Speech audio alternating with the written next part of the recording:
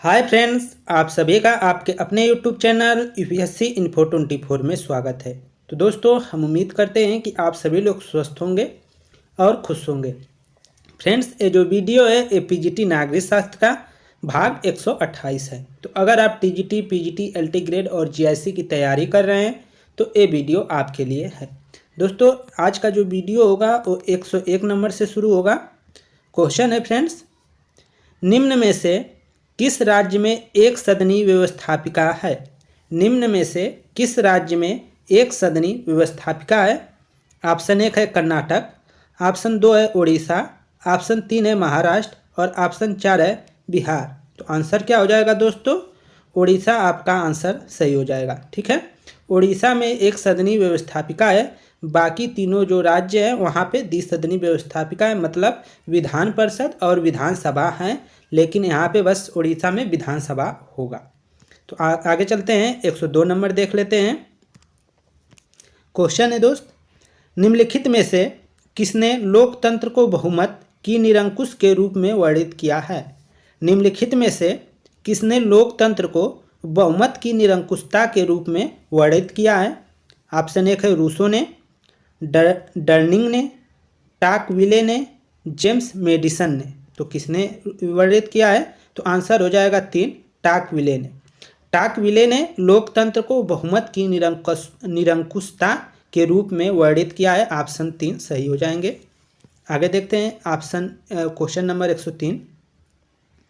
अधिकार इसलिए लागू किए जाते हैं क्योंकि वे अधिकार हैं। अधिकार इसलिए लागू किए जाते हैं क्योंकि वे अधिकार है। वे अधिकार इसलिए नहीं है कि उसे लागू किया गया है। वे अधिकार इसलिए नहीं है कि उसे लागू किया गया है। यह कथन संबंधित है अधिकार के। किस अधिकार से संबंधित है ये बताना है आपको।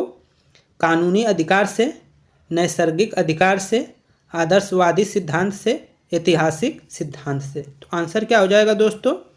ऑप्शन 2 सही हो जाएगा, नैसर्गिक सिद्धांत से संबंधित है कि अधिकार इसलिए लागू किए जाते हैं क्योंकि वे अधिकार है। वे अधिकार इसलिए नहीं है कि उसे लागू किया गया है। ऑप्शन बी इसका सही आंसर है। अगला है 104 नंबर क्वेश्चन।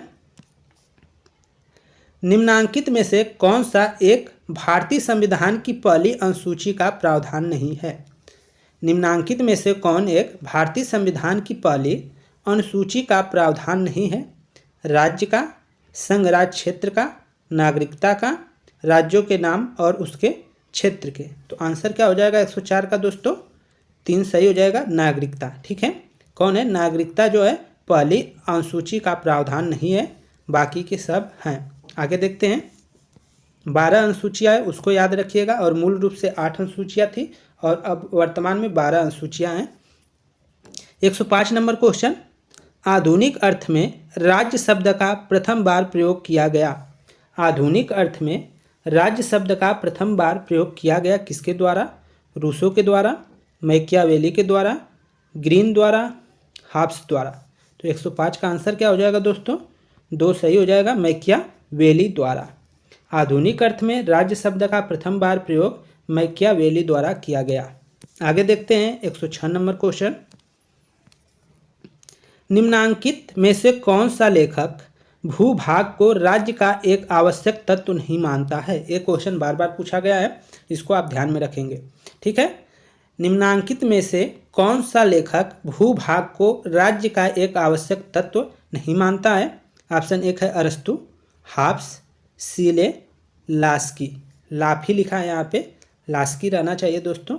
ठीक है, तो आंसर जो हो जाएगा 106 का 3 सही हो जाएगा, सीले। ठीक है दोस्तों, जो सीले हैं वो भूभाग को राज्य का आवश्यक तत्व नहीं मानते हैं। आगे देखते हैं 107 नंबर क्वेश्चन। निम्न में से राज्य का कौन सा सबसे महत्वपूर्ण तत्व है? निम्न में राज्य का कौन सा सबसे महत्वपूर्ण तत्व है? क्षेत्र, जनसंख्या, सरकार, संप्रभुता। वैसे तो तत्व सभी हैं दोस्तों, लेकिन इसमें सबसे महत्वपूर्ण क्या है ये बताना है। तो सबसे महत्वपूर्ण जो होता है संप्रभुता होता है। ऑप्शन 4 सही है। आगे देखते हैं 108 नंबर। कौन विश्वास करता है कि राज्य सदैव ही एक दमनकारी संस्था होती है? कौन ये विश्वास करता है कि राज्य सदैव ही एक दमनकारी संस्था होती है? यह कभी भी प्रजातांत्रिक संस्था नहीं हो सकती। ऑप्शन एक है लॉक का, रूसो का, वेंथम का, मार्क्स का। तो आंसर क्या हो जाएगा दोस्तों?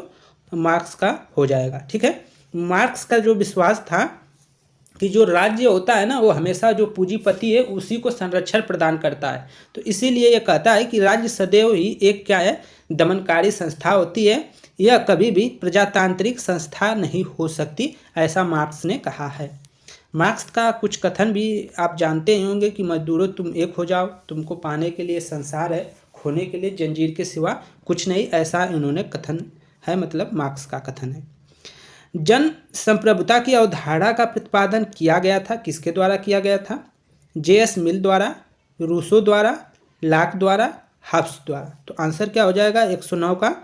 तो आंसर हो जाएगा 2, रूसो द्वारा। ठीक है, जन संप्रभुता की अवधारणा का प्रतिपादन रूसो द्वारा किया गया था, इसको आप नोट कर लीजिएगा। आगे देखते हैं 110 नंबर क्वेश्चन।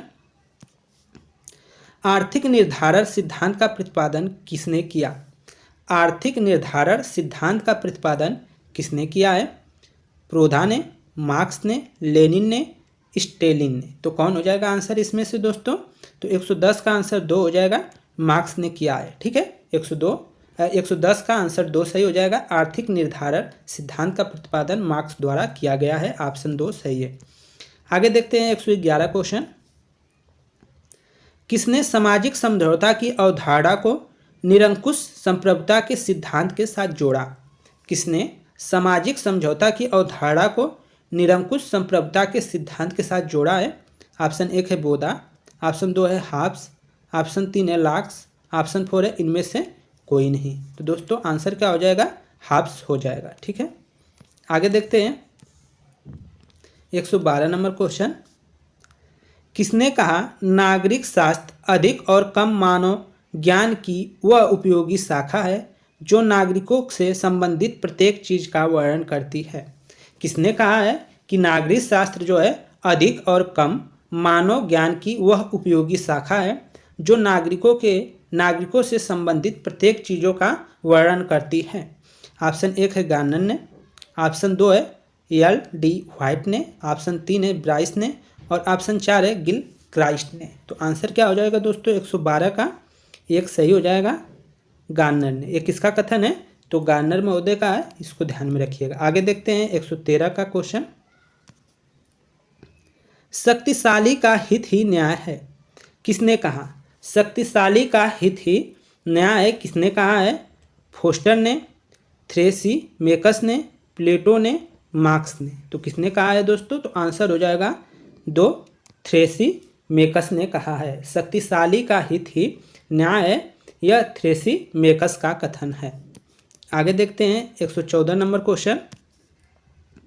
राजनीतिक विज्ञान इतिहास व राजनीति के मध्य स्थित है। राजनीतिक विज्ञान जो है इतिहास व राजनीति के मध्य स्थित है, यह कथन वर्णित किया गया है। किसके द्वारा वर्णित किया गया है? ऑप्शन 1 है लॉर्ड ब्राइस, 2 है सीले, 3 है गिल क्राइस्ट और 4 है ए सभी। तो आंसर 114 का क्या हो जाएगा दोस्तों? पहला सही हो जाएगा, लॉर्ड ब्राइस ने। 114 का क्या हो जाएगा? लॉर्ड ब्राइस ने इस कथन को कहा है। आगे देखते हैं 115 नंबर क्वेश्चन। समानता का अर्थ यह है कि सभी व्यक्तियों के लिए पर्याप्त अवसर प्रदान होने चाहिए, किसने कहा है? समानता का अर्थ यह है कि सभी व्यक्तियों के लिए पर्याप्त अवसर प्राप्त होने चाहिए, किसने कहा है? ऑप्शन 1 है आइवरजेनिक्स ने, डाइसी ने, 3 है लास्की ने और 4 है मैकाइबर ने। तो किसने कहा है दोस्तों? तो आंसर हो जाएगा 3, लास्की ने।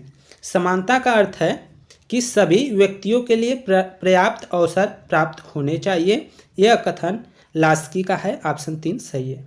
आगे देखते हैं 116 नंबर। अध्यक्षात्मक व्यवस्था में राष्ट्रपति प्रधान है। अध्यक्षात्मक व्यवस्था में राष्ट्रपति क्या है? प्रधान है। राज्य का, सरकार का, राज्य तथा सरकार दोनों का, उपयुक्त में से कोई नहीं। तो 116 का जो आंसर हो जाएगा 3 सही हो जाएगा, राज्य तथा सरकार दोनों का।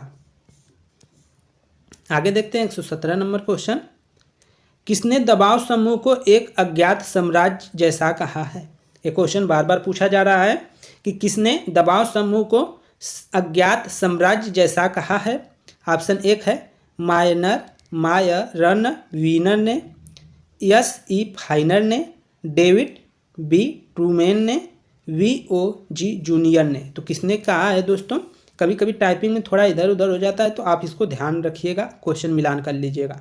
तो आंसर आपका 2 सही हो जाएगा, ए.ई. फाइनर ने। ए.ई. फाइनर ने कहा है कि जो दबाव समूह है वह अज्ञात साम्राज्य है। अज्ञात साम्राज्य दबाव समूह को फाइनर ने माना है। अगला है, एक क्वेश्चन आसान है।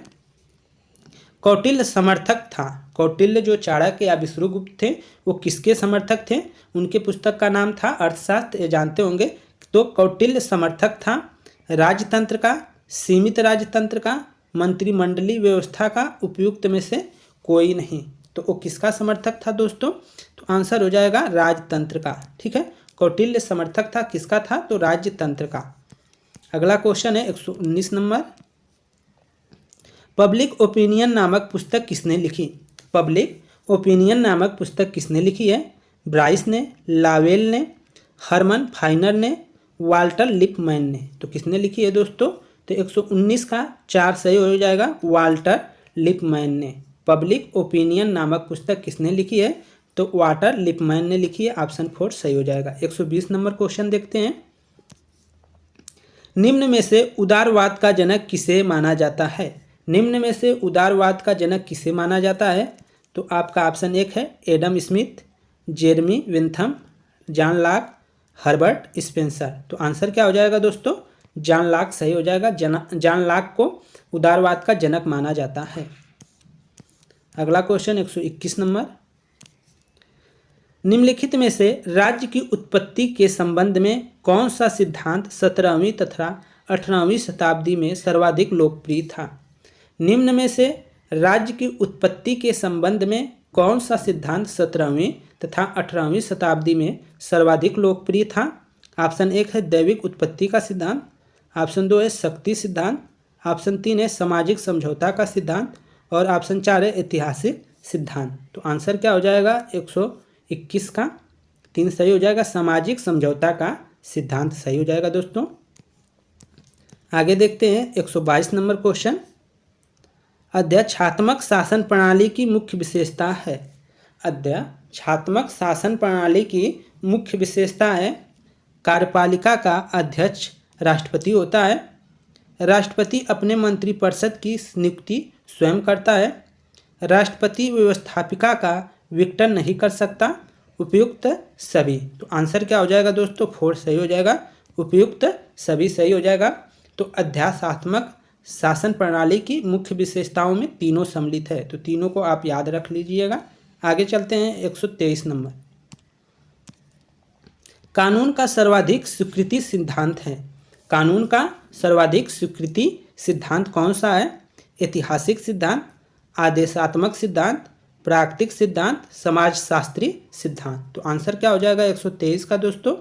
2 सही हो जाएगा, आदेशात्मक सिद्धांत आपका सही हो जाएगा। आगे देखिए 124 नंबर क्वेश्चन।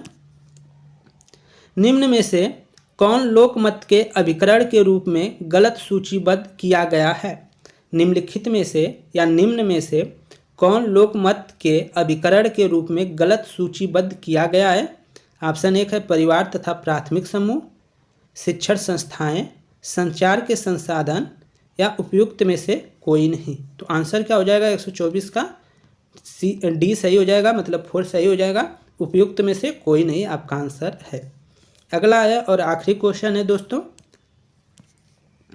यह किसने कहा है कि कानून न केवल जनमत के आधार पर बने बल्कि कानून जनमत से आगे आगे भी चले? यह किसने कहा है कि कानून न केवल जनमत के आधार पर बने बल्कि कानून जनमत के आगे आगे भी चले?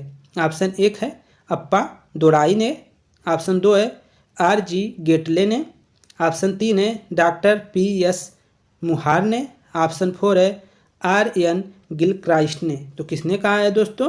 तो ऑप्शन 4 हो जाएगा, R.N. गिलक्राइस्ट ने कहा है। तो फ्रेंड्स ये जो लगभग में 25 क्वेश्चन थे, ये क्वेश्चन यहीं पे समाप्त होते हैं।